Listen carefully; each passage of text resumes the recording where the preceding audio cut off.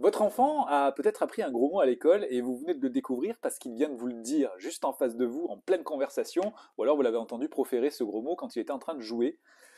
Et là, ben, vous avez plusieurs possibilités de réaction. Soit vous êtes choqué, soit vous allez réagir un peu trop vivement en menaçant, punissant, en criant, soit vous allez rire, et dans tous les cas, que ce soit une réaction qui soit agréable ou désagréable, l'enfant risque de continuer à proférer ce gros mot parce que c'est un explorateur et parce qu'il a besoin de voir quelles sont les causes et les effets. Donc, déjà, on garde notre calme, nous essayons de rester neutres, même si ce gros mot a pu nous étonner et nous faire sourire, hop, on essaye de réfréner ce sourire, et on va essayer de comprendre où il a entendu cela. Donc on va lui demander, où as-tu entendu ce mot? Et on va aussi lui demander, est-ce que tu sais ce que cela signifie?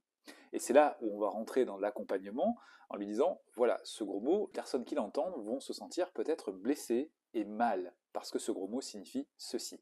On pourra d'ailleurs, pourquoi pas, faire un jeu de rôle avec des figurines pour expliquer que lorsqu'une figurine dit ce gros mot, l'autre figurine est soit étonnée, soit choquée, soit vexée. Bref, nous allons activer l'empathie par rapport à ces actes-là.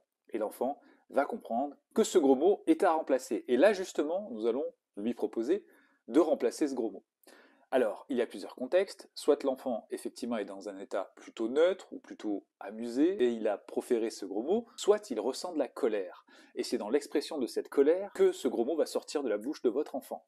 Et là, du coup, ce n'est pas la même procédure, parce que lorsqu'on a une colère qui s'exprime, et l'enfant peut justement, par réflexe, dire ce gros mot, nous allons plutôt lui donner des stratégies différentes d'expression de la colère, par exemple souffler, dire qu'il ressent de la colère, aller presser sa balle anti-stress, bref, des stratégies qui viendront remplacer le fait de dire un gros mot. Notons quand même que nous, adultes, quand on se fait mal avec un marteau, on va proférer un gros mot. Et je crois qu'il y a même une étude scientifique qui a démontré que le fait de proférer des gros mots faisait descendre la douleur.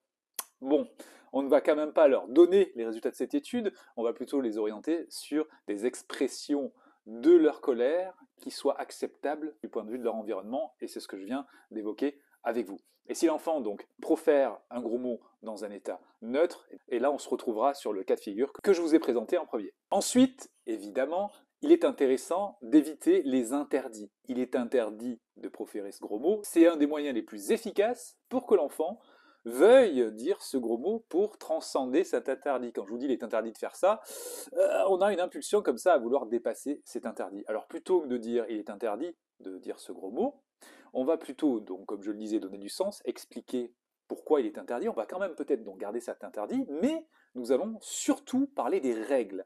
Lorsque tu es dans cette situation et lorsque tu dois exprimer ceci, tu peux employer ce mot-là. En fait, ce mot est interdit, et le mot autorisé, c'est celui-là. Et vous pouvez en inventer des mots.